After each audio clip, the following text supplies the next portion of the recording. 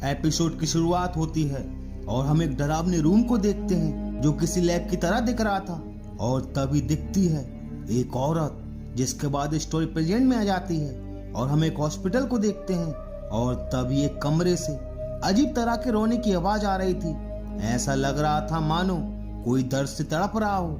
और तभी एक रूम का दरवाजा खुलता है जिसमें बैठी एक औरत रोए जा रही थी और उसे अर्चना पहचान जाती है, जो कहती है दी आप। और तभी कोई पीछे से भागता है और जब अर्चना पीछे मुड़ती है तो एक भयानक औरत को देखकर उसका सपना टूट जाता है।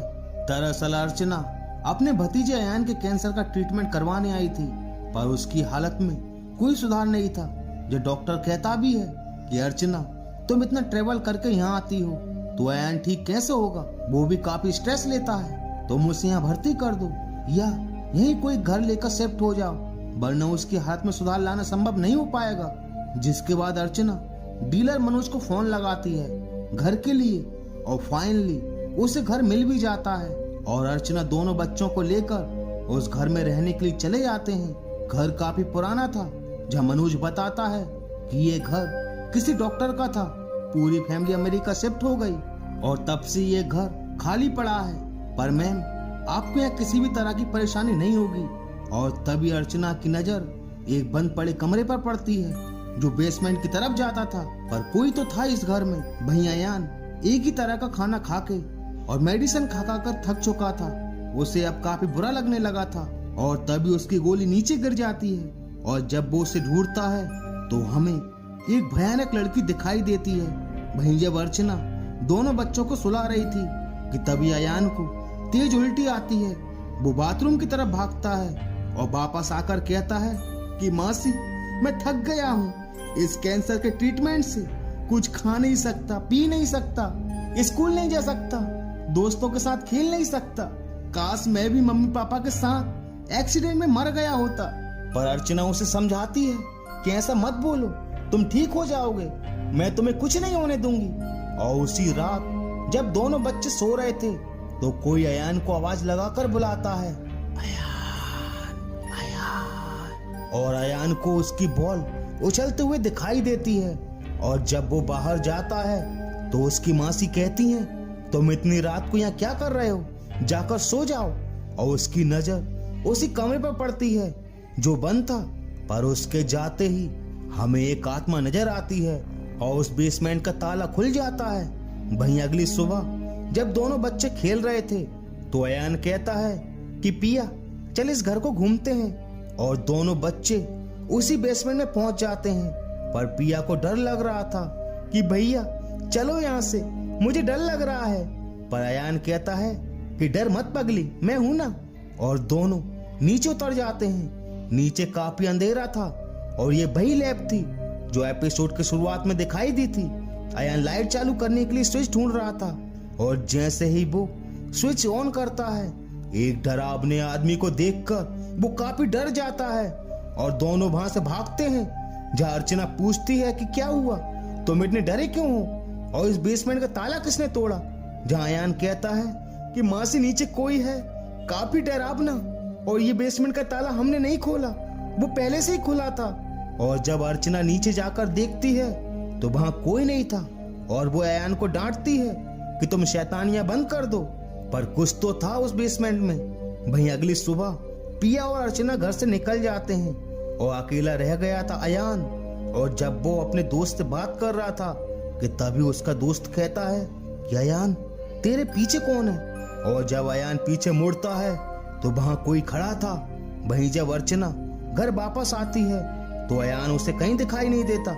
वो उसे काफी आवाज भी लगाती है और जब वो बेसमेंट में जाती है तो अयान वहीं बैठा था एकदम चुप, जैसे उसे होश ही ना हो।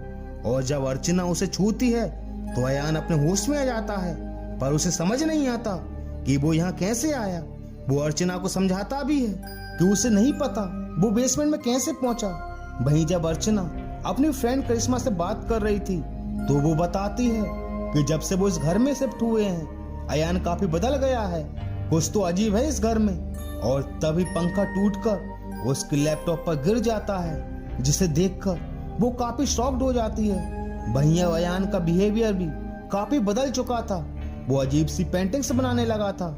ऐसा लग रहा था मानो उसके ऊपर कोई हावी हो गया हो और तभी उसके मुंह से काफी खून गिरने लगता है। वहीं करिश्मा भी उनके घर आ चुकी थी। दोनों बच्चे उससे मिलकर काफी खुश थे। वहीं जब सभी पिज्जा खा रहे थे तो अयान को पिज्जा खाने का बिल्कुल मन नहीं था और उसे उल्टी आती है। जब करिश्मा उसे बाथरूम तक ले जाती है और तभी करिश्मा को वो डायरी मिलती है जिस पे अयान ने अजीब से स्केच बनाए थे मानव के अंग, और वो जाकर ये डायरी अर्चना को भी बताती है और उन्हें कुछ गड़बड़ नजर आ रही थी। जहां अर्चना डॉक्टर से बात करती है, जहां डॉक्टर कहता है कि मुझे अयान की हालत ठीक नहीं लग रही, जैसा तुम बता रही हो कि वो जो भी करता है उसे याद नहीं रहता या पता नहीं रहता, उसे एडमिट कर दो ताकि उसकी प्रॉपर देखभाल हो सके। और डॉक्टर की बात अर्चना मान जाती है, पर अयान का रो रो कर बुरा हाल था। वो एडमिट होना नहीं चाहता था और तभी अयान कहता है कि आप लोग ठीक नहीं कर रहे, वो लोग आपको नहीं छोड़ेंगे, मैं जब तक यहाँ हूँ सब ठीक रहेगा।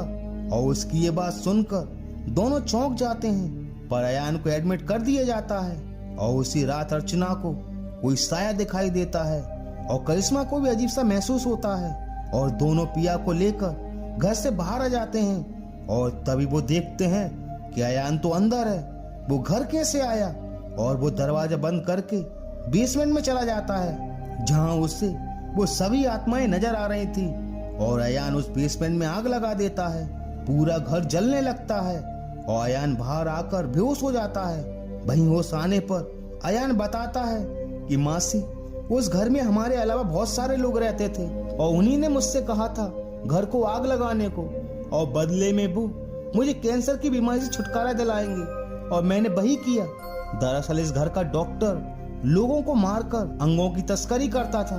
100 से ज्यादा कंकाल उस बेसमेंट में मिले थे और डॉक्टर भाग गया था, और वो आत्माएं उस डॉक्टर को सजा और मुक्ति के लिए तड़प रही थी।